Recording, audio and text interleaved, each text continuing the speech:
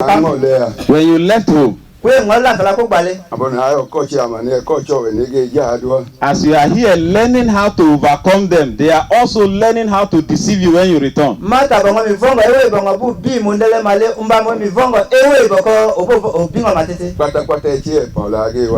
They will say, after 1 or 2 days, everything you have learned, you will forget them. But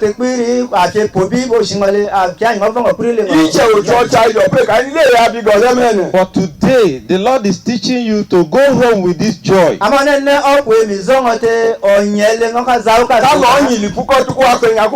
And then plant this joy in their mind, never run away from them.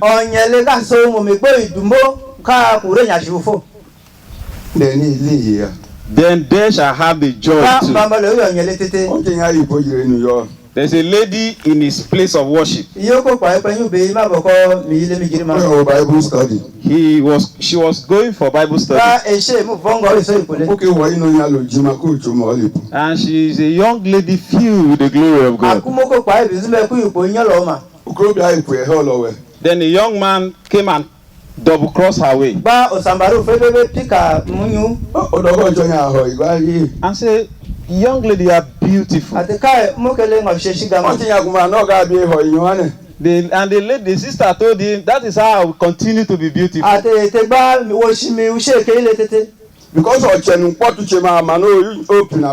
Because the person I believe will continue to transform me.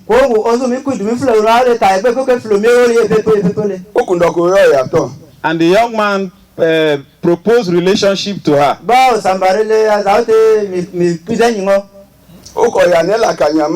And the young lady said, there's no problem with friendship.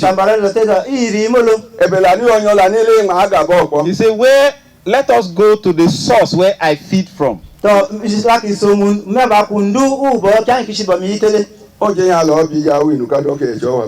the young lady brought the young man down to the church and he followed. And she let the elders know of the happening.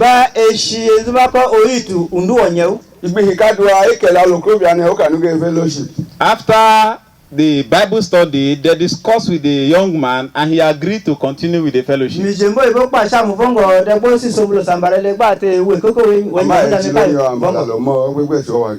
But after that day, we never set our eyes on the young man again.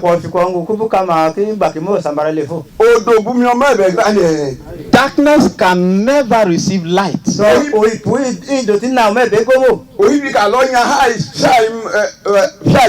It is because we have refused to rise and shine.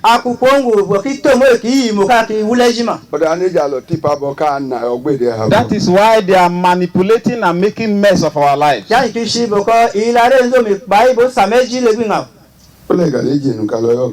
There's a portion of the scripture that we are supposed to read. Isaiah chapter 61.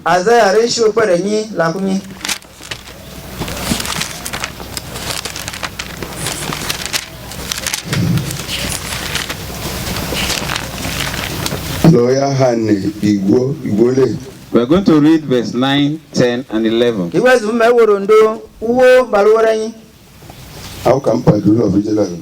Any camper can read the passage for us. Their descendants shall be known among the Gentiles. And their descendants shall be known among the Gentiles. And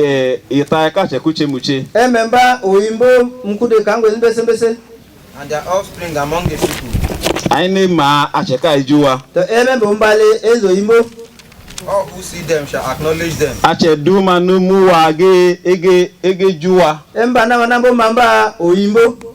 That they are the posterity whom the Lord has blessed.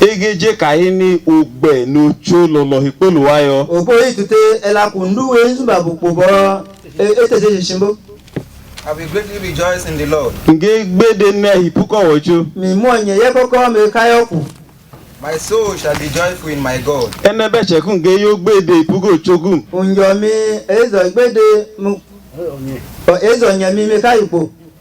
For he has clothed me with the garment of salvation. Ibi no lo pa go nyoche. Ibi no lo pa go nyoche ga umiye. Wongo egbo opaye uisama ilomi mengu. He has covered me with the robe of righteousness. Then no lo pa go pa ga umiye. Ba eto paye wo to wa egbo mi mengu. As the bridegroom decks himself with ornament. Ege no nya pepe ge linu yifa mem lo ijaga. The verse 9 told us that. And their seed shall be known among the Gentiles. And their offspring among the people. And all that see them shall acknowledge that these are people that the Lord has blessed. May our seed or generation be blessed indeed.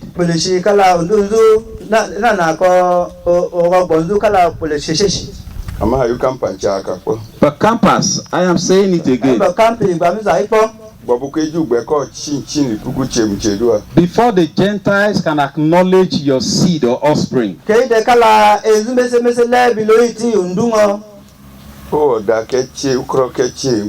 it is not a work of one day. Because of our time. If you are with pen, you mark take note of Mark chapter 10. From verse 1 to 10. You can write it down.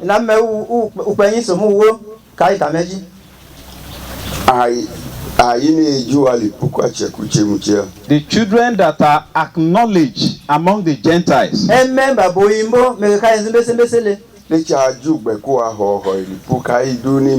and that their offspring are known among all the children given birth.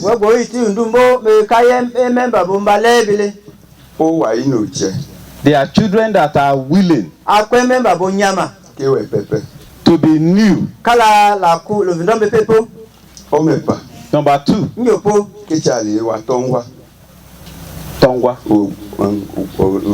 They are children that are also willing to tie themselves. That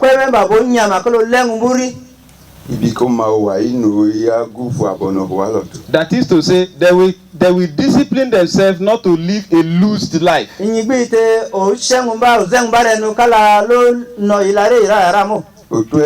Yesterday night, the brother read from the book of Timothy that the foundation of God stand sure, that the Lord knows those that are his, and all those people whom God knows to be his should depart from iniquity. And then when you come to the book of John, there's something it said there. We men need, there's need for us to seek for who he is. But Jesus doesn't need that, because he knows all men. As you know me, to the degree that you know me,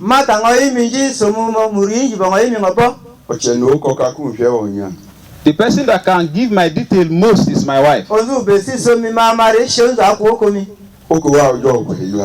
even my wife don't even know all the details of my life. But God knows them all. Even the one that I don't have idea of that will pump up tomorrow.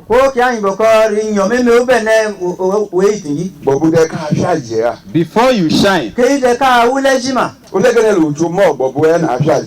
is a way God sees you before you can shine.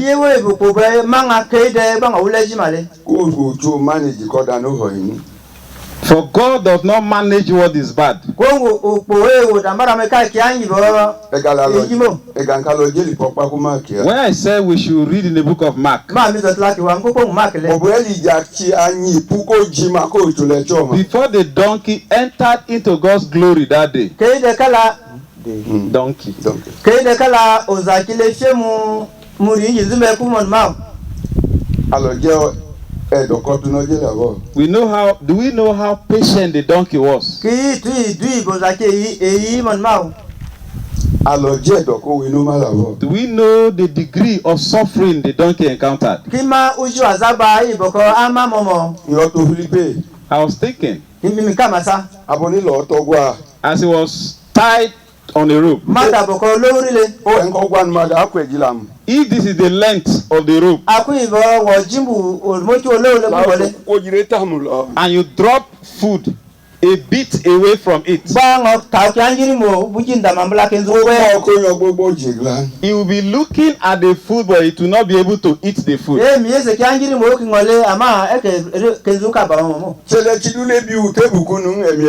So unless they bring the food to the table of the donkey, it will be starved. Mba aku ibo zala ki anjiri mo nyanyo ozanjiri bo mo teburu mo taibari magwe esengile. And if they forget the donkey, then it will remain like that. Aku ibo kala kule la o taigbe ile shemo. If rain is falling, it will be drenched. Aku ipope mi tumo taigbe mi opeju emile.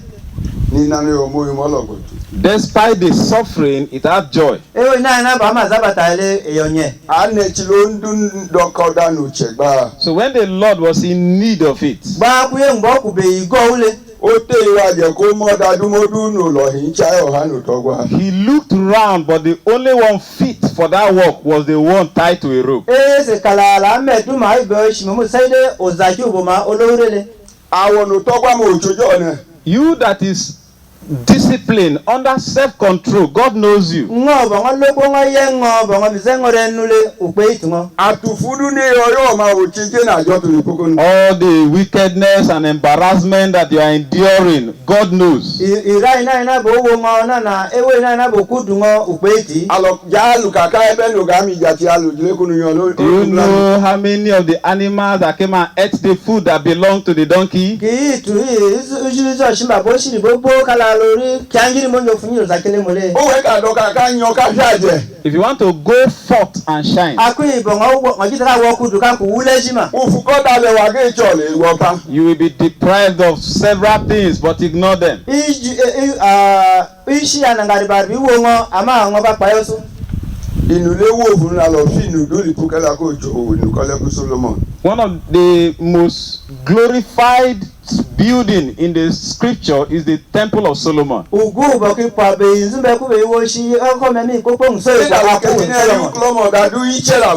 told that while the construction was going on, there was no sound of anything. Do you hear the kind of sound or noise the stone made in the engine before the shape came out to be beautiful?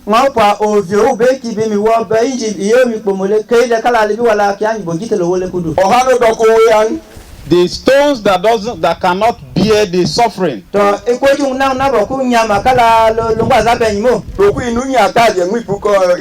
That jumps out of the engine.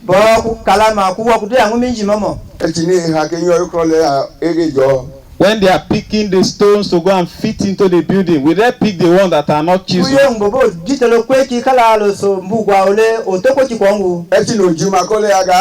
When the glory of the building is revealed,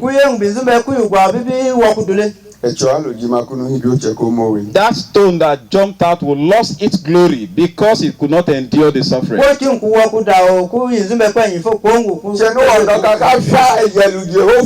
Therefore, if you want to shine unto God, there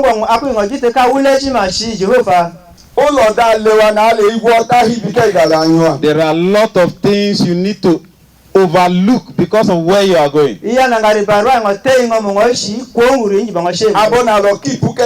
As we are still in the world, we are still like that donkey. Is a donkey a famous animal?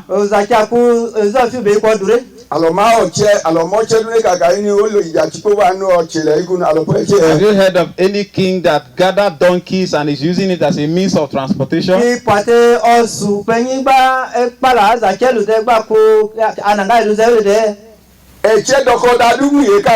The world does not demand or require anything from us. They overlook us.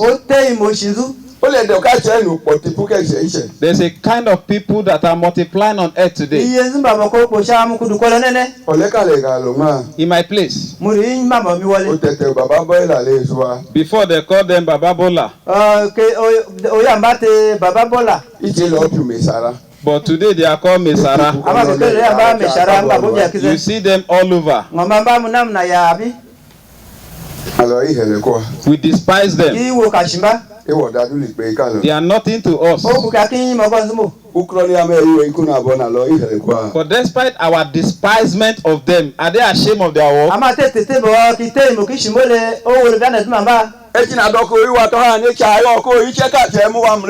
If you want to make jest of them, they won't create more noise with whatever they are carrying.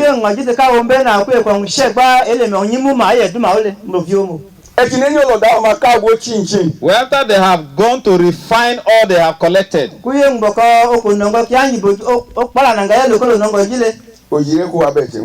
then they get their food out of it. And then when the product comes out of it, we admire them and buy from them again. And we were the ones who despised them.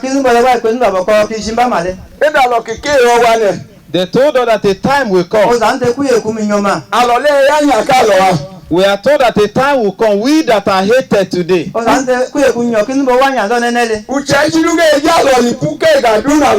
Every Gentile will recognize us wherever we are.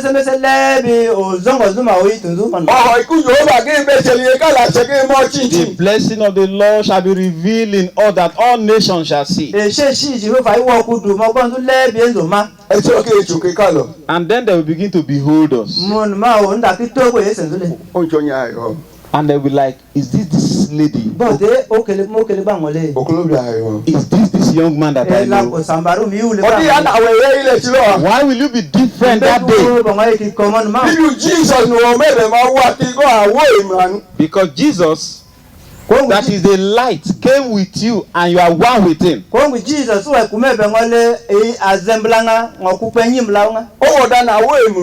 If you are one with Christ, if Christ is glorified, won't you be glorified also?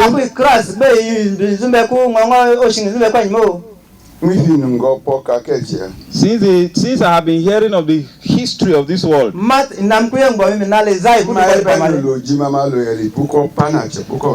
I've not heard a glorified animal that walk on a wrapper that women put on the ground.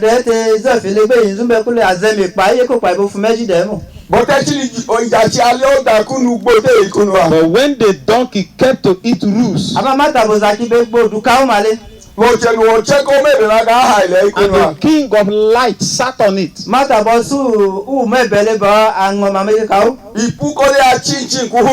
the whole city was stirred. No one could withstand it. And then they began to throw their garment on the ground for the donkey to ride on. The donkey, hasn't it become a king? They saw it so much, and they couldn't hold it to mind. And then they began to utter it with their mouth. Hosanna, Hosanna, Hosanna, Hosanna. Because he rode on it unto glory. You think all your years of suffering, the Lord has forgotten it?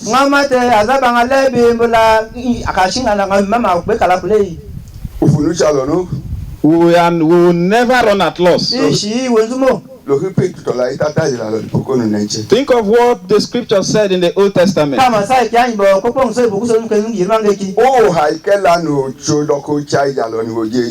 It is a picture of what the Lord wants to teach us His church.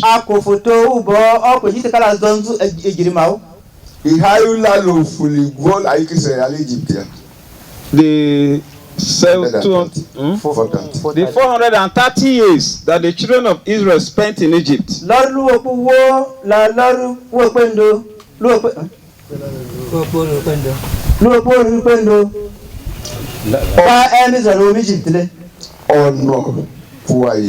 The pain was much for them. But when the Lord visited them, if you look at Exodus chapter 3, from verse 21 and 12, verse 35 of it, we are told that all that they gather for those years, it was the market that they went. They never lost anything. We are told that gold, silver, everything that honored Egypt.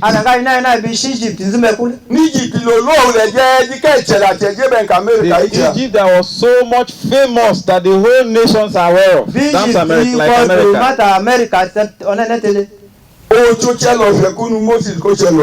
God made His servant Moses to let them know.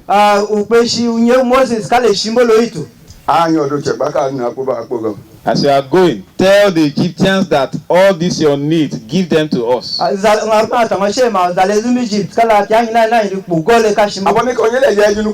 And as they were going, they packed everything. And then the way Egypt was plundered, they saw themselves lower than all the nations of the world.